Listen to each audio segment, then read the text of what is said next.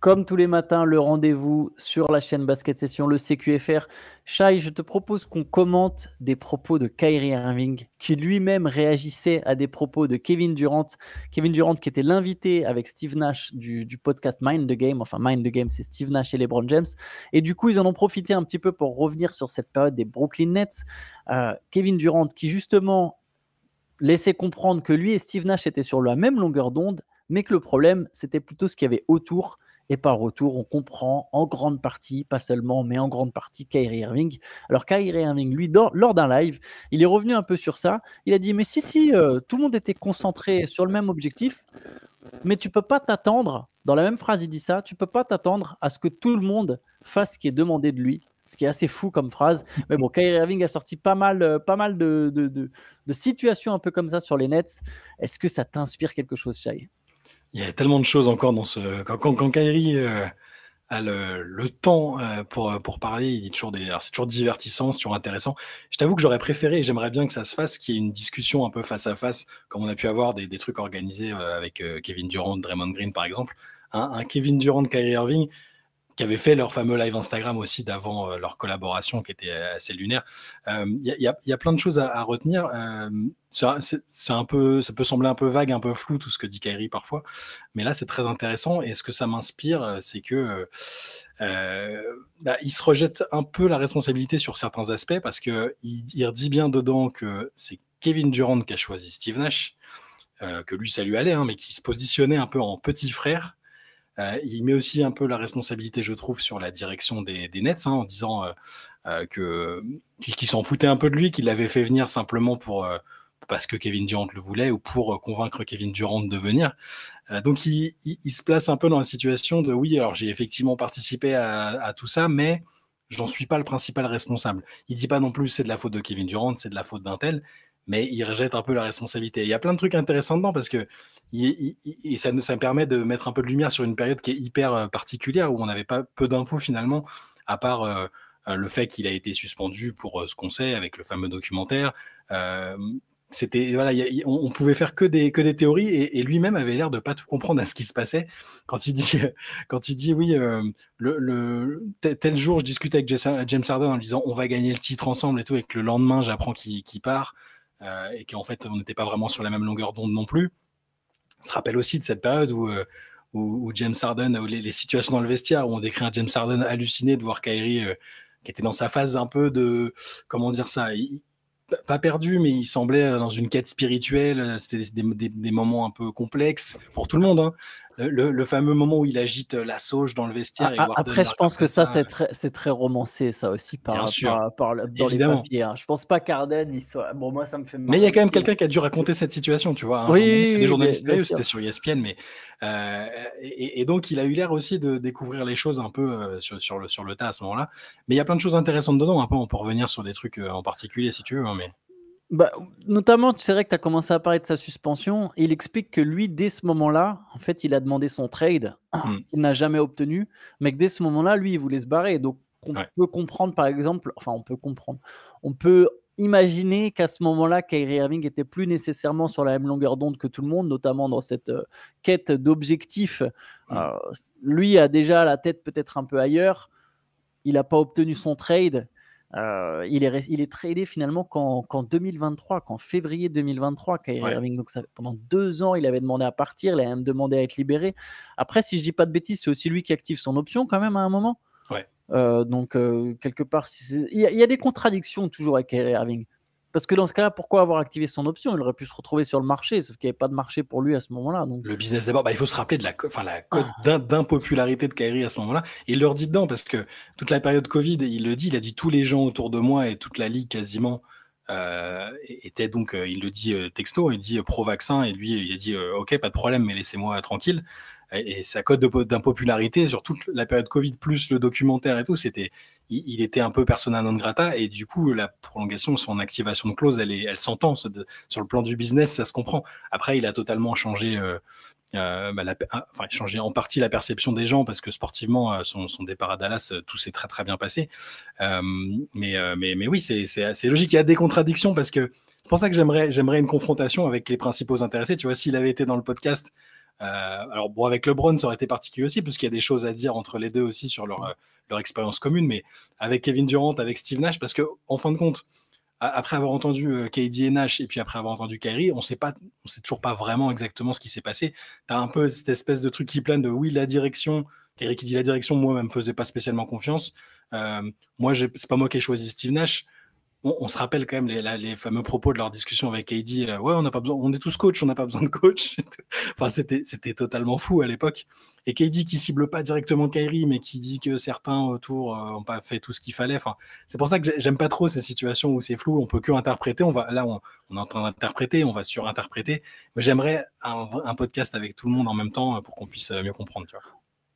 C'est vrai qu'effectivement, ça reste très flou. Ce qu'on peut comprendre à la limite, en fait, c'est que c'était condamné à l'échec dès le départ. Ouais. Comme il l'explique quelque part lui-même, quand il dit il me voulait pas. Mais ça, je le crois entièrement, en fait. Les Nets, évidemment, ils voulaient Kevin Durant. C'était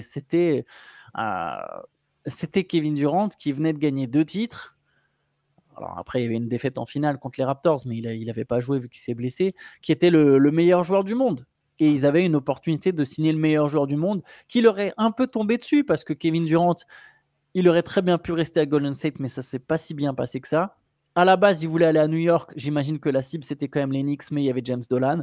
Rich Kleiman, son associé, c'est toujours, j'imagine, un fan des Knicks. Il avait des contacts avec les Knicks, des rapports avec les Knicks.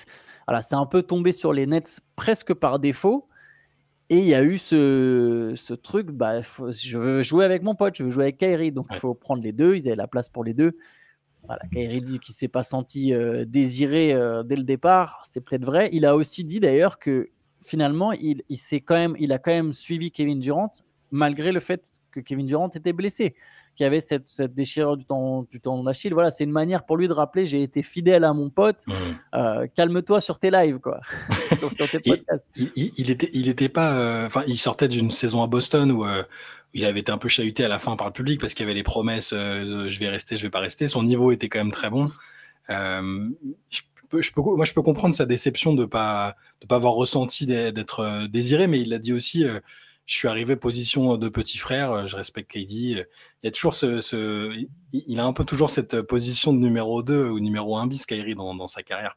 Et paradoxalement, et à côté de ça, j'ai un passage que j'ai bien aimé dans le stream, dans les extraits que j'en ai vus. Il dit bien, mais quand même, vous reverrez plus jamais un joueur comme moi.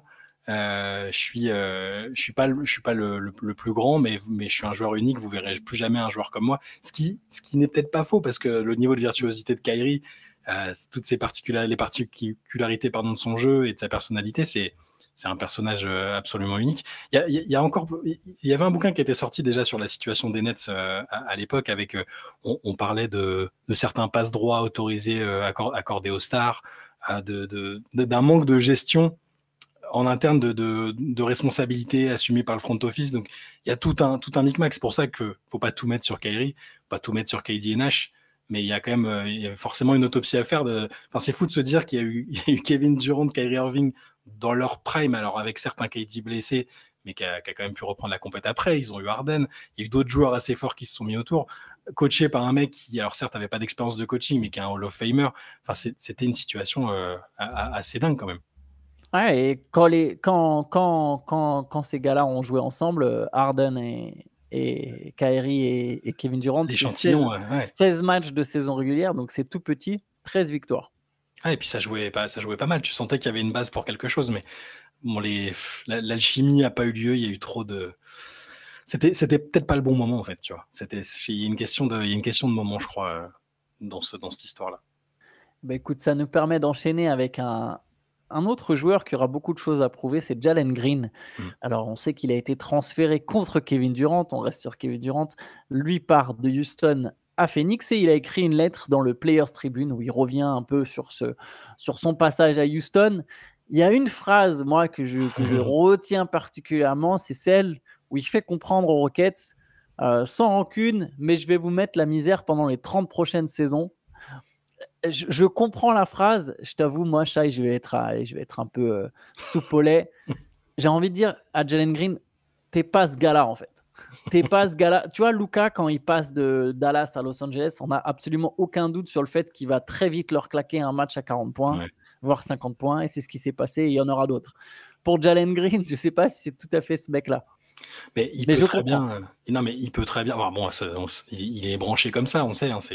Mais c'est pas. Il peut peut-être tous les ans mettre 40 points contre les Rockets, mais faire une saison collective et même individuelle décevante. Donc ça, c'est pas incompatible finalement.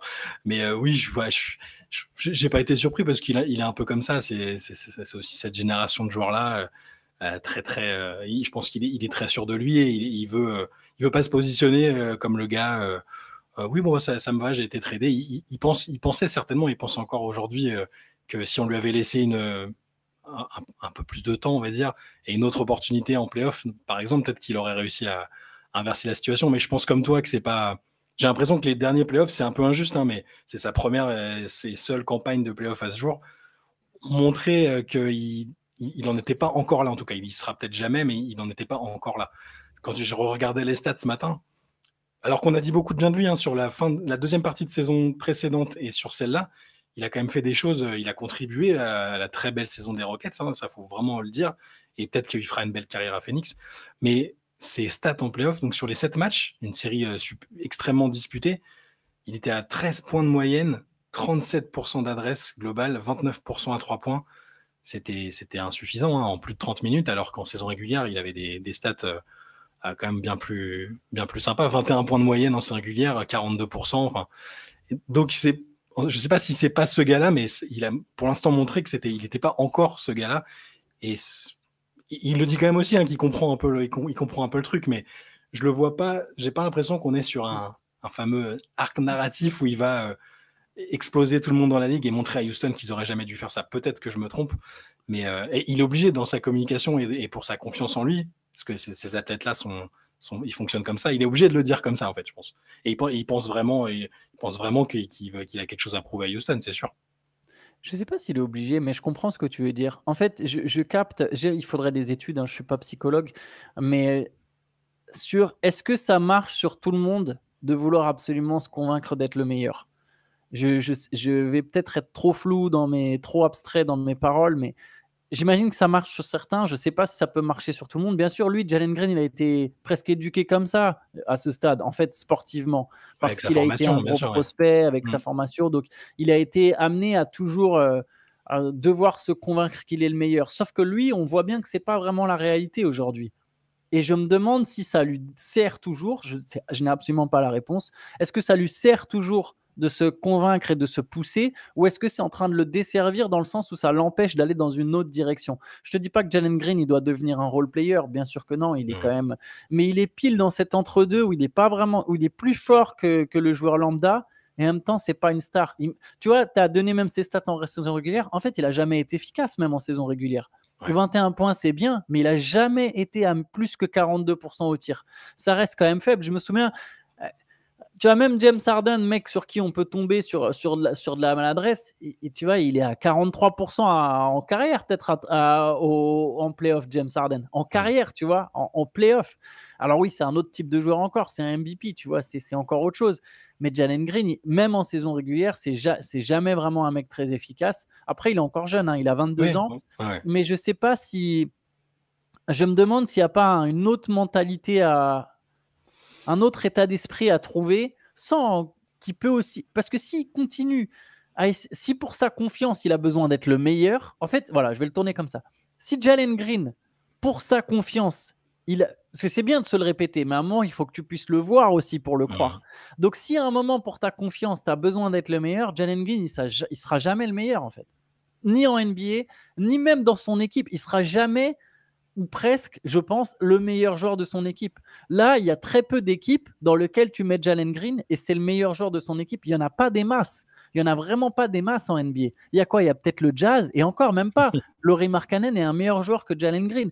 Regarde, petit défi là. Dans quelle équipe Jalen Green il est le meilleur? À Washington? Et encore, je pense pas. CJ McCollum, il peut se lever un matin et se dire bah non, je suis meilleur que Jalen Green, tu vois. Donc je suis même pas sûr qu'il y ait une équipe aujourd'hui en NBA. C'est un très bon joueur, Mais je suis pas sûr qu'il y ait une équipe dans laquelle là tu mets Jalen Green et c'est le meilleur joueur de son équipe. Mais Donc c'est dur à un moment, il va falloir trouver un autre angle d'approche, quoi. il a toujours fonctionné comme ça. Enfin, l'année de sa draft, il disait ouais, je vais vous le faire regretter, c'était moi le numéro 1.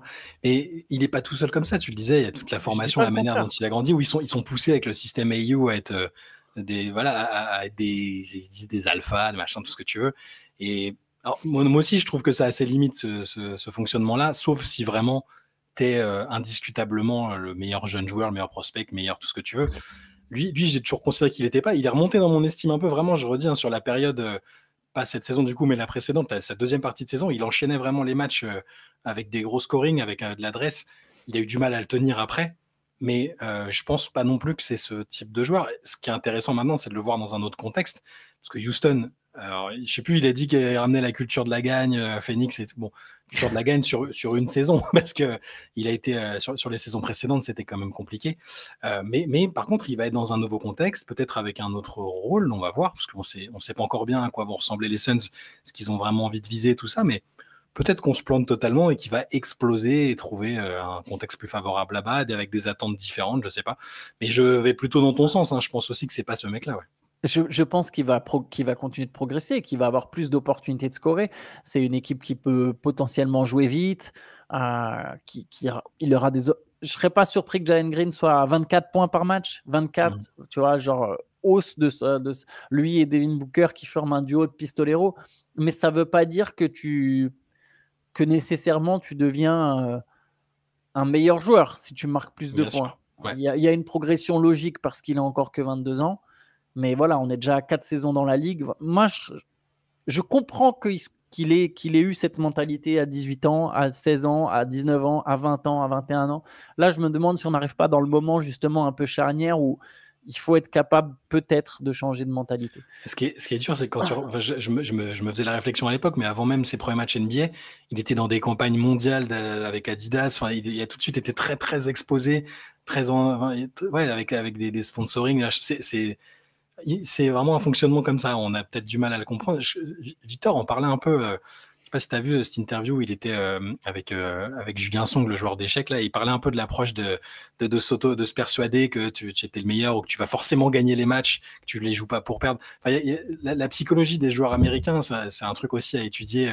Qui est très différent culturellement. C'est pas le sujet là aujourd'hui, mais ça explique beaucoup de choses que nous parfois on comprend pas et on prend ça pour je sais pas, nous, ça pourrait être de l'auto-persuasion ou de l'arrogance, mais il est comme ça. Alors, il est jeune, tu l'as dit, il va avoir un peu de temps pour le prouver, pour trouver sa place, son fonctionnement en NBA. En tout cas, il va être un peu attendu quand même. Et lui-même se met cette pression-là en disant, regardez-moi, regardez ce que je vais faire quand je vais rejouer contre Houston. Regardez les prochaines années, je vais être ce joueur-là. Très ambitieux en tout cas quand on connaît le nombre de défenseurs à Houston. J'imagine que certains auront eu la petite phrase. On verra ce que ça donne, mais à suivre. Du côté de Phoenix, il y a eu deux petites recrues. Alors c'est très à la marge, mais Jordan Goodwin et Jared Butler ont rejoint l'effectif. À voir, est-ce qu'ils seront vraiment conservés cette saison? Est-ce qu'ils vont jouer? Mais c'était deux petites recrues. Il y a une autre signature, celle de Lindy Waters, pas du côté de Phoenix, du côté de San Antonio. Lindy Waters qui avait fait un passage, semi-intéressant, je vais le tourner comme ça à Golden State. Il y a eu quelques moments, quelques matchs où il s'est mis en avant. Après, il a vite disparu, notamment à Détroit. Tu avais expliqué que c'était pas forcément bon pour lui, les Pistons, les joueurs d'origine, comment dire, en fait, native américaine. C'est ça. Il y a 4 joueurs d'origine amérindienne qui ont porté le maillot des Pistons dans l'histoire de la NBA. Et les 3 autres, ils sont décédés dans des circonstances. Enfin, il y avait un lien avec l'eau et les surfaces aquatiques. Enfin, on avait fait un t-shirt. Théo, on avait enregistré un t-shirt à ce sujet. On pourra vous remettre l'article aussi. On avait fait un article dans le lien, mais voilà. Mais en gros, c'était un peu destination finale, quoi. La malédiction. Lindy Waters, qui est donc avec des origines amérindiennes. Voilà, on espère qu'il va échapper à la malédiction, même là avec son nouveau contrat, et qu'il pourra prospérer en NBA. C'est un bon joueur, hein, c'est intéressant en sortie de banc des mecs comme ça. Ouais, c'est vrai, c'est un bon joueur. Alors, finalement, il a jamais vraiment réussi à se montrer, tu vois, que ce soit à OKC, c'est là où il est resté finalement le plus longtemps. À Golden State, il s'est montré un passage, puis il est disparu. C'était une rotation profonde. Ouais. À Détroit, on l'a pas vu. C'est un joueur qui a de la taille, qui a déjà 27 ans, hein, mine de rien. Il n'a pas joué beaucoup en NBA, mais il a déjà 27 ans, qui est capable de mettre des 3 points, il est capable d'apporter quelque chose en fait. À voir s'il arrive à gagner enfin c'est pas lui vraiment à gagner en régularité, c'est plutôt ce qu'il a des opportunités régulières. Effectivement, ça peut être un joueur qui se révèle. À voir. En tout cas, je pense que c'est un pari qui mérite d'être pris pour les Spurs. Au pire des cas, il joue pas, puis il passera encore dans une autre franchise. Ouais. Mais c'est un pari qui mérite d'être pris. Et en signature, il y a aussi Ricky Rubio qui revient à Badalone. Histoire de boucler la boucle, Ricky Rubio, tu devais être en vacances, Chat, il ne sait pas si tu as fait gaffe, il a pas mal craché sur la NBA un petit peu. Il avait expliqué que ce qui retient de son passage en NBA, c'est finalement les choses qu'il ne veut pas retenir ou les choses qu'il n'a pas aimées, c'est-à-dire la culture. Voilà, on sent que lui est resté très européen, que la culture américaine, c'est pas simple. Ouais. Ça me permet de penser, tu vois, Valanciunas là, a dit qu'il allait rester à Denver, mais qu'il n'était pas contre se rapprocher de la maison, qu'effectivement, il avait eu envie de jouer au Pana. Bon, voilà, là, il va rester, il n'y a pas de souci, mais on peut comprendre que certains joueurs européens et le mal du pays, entre guillemets. Lui, il avait la culture, l'individualisme, c'est des choses qu'il a mis en avant. Bon, voilà, là, il revient chez lui, il est chez lui à Badalone. Je pense qu'il est heureux et que c'est une belle manière de finir. Quand tu as été formé à l'espagnol, l'école espagnole, très dans le collectif et le partage, ça peut être compliqué. Et puis lui, surtout sur la fin de sa carrière, il avait beaucoup parlé de ses problèmes de santé mentale, des difficultés qu'il a eues. Il avait perdu sa mère à un moment de sa carrière, les trades ici et là, les grosses blessures. Il n'a pas été épargné non plus. Alors, je dis pas que Valanciunas a été épargné, il a eu des petits pépins aussi, mais Ricky Rubio, au niveau problème personnel, ça a été très compliqué pour lui. Mais c'est beau, j'aime bien ces histoires où ils reviennent dans le club formateur. Surtout qu'il était censé avoir pris sa retraite, donc je trouve ça bien de revenir là où tout a commencé. Ouais, pareil, je trouve que c'est plutôt une belle histoire. On s'arrête là-dessus. Pardon, Shai. On se retrouve demain comme d'habitude pour un nouveau CQFR. Bonne journée à tous. Ciao, ciao. Bonne journée.